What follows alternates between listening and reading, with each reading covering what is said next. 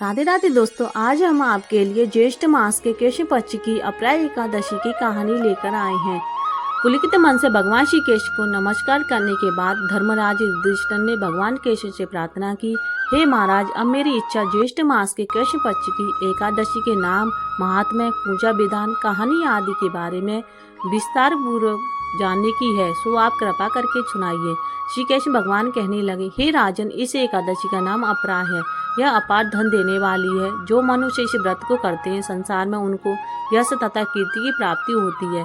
अपरा एकादशी के व्रत के प्रभाव से ब्रह्म हत्या, भूत योनि तथा पर निंदा आदि सबके पाप दूर हो जाते हैं।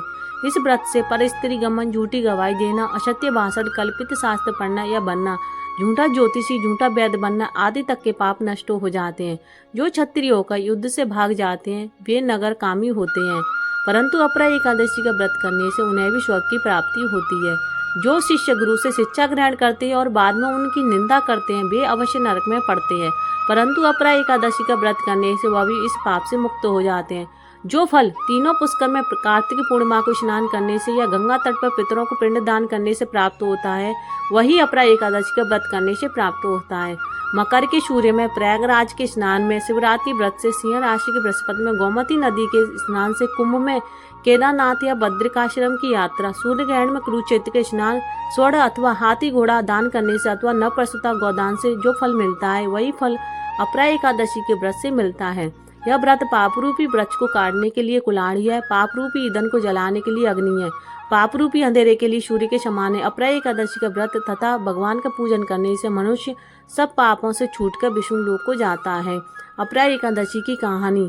प्राचीन काल में महिध्वज नामक धर्मात्मा राजा राज्य करता था। विधि विधान की विडंबना देखिए कि उसी का छोटा भाई भजध्वज बड़ा ही क्रूर, अधर्मी तथा अन्यायी था। वह अपने बड़े भाई को अपना बैरी समझता था। उसने एक दिन अवसर पाकर अपने बड़े भाई राजा महिध्वज की हत्या कर दी और उसके मृत शरीर को जंगल में पीपल के वृक्ष के नीचे गाड़ दिया। राजा की यह आत्मा पीपल पर वास करने लगी और आने जाने वालों को सताने लगी। अकस्मात एक दिन धौम्य ऋषि उधर से निकले। उन्होंने तपोबल से प्रेत के उत्पात का कारण तथा उसके जीवन वृत्तांत को समझ लिया। ऋषि महोदय ने प्रसन्न होकर प्रेत को पीपल के वृक्ष से उतारकर परलोक विद्या का उपदेश दिया। अंत में ऋषि ने प्रेत योनि से मुक्ति पाने के लिए अचले एकादशी व्रत करने को कहा। अचले एकादशी व्रत करने से राजा दिव्य शरीर धारण कर स्वर्लोक को चला गया। जैसे राजा पर कृपा हुई विष्णु भगवान की, वैसे ही सब पर बनी रहे।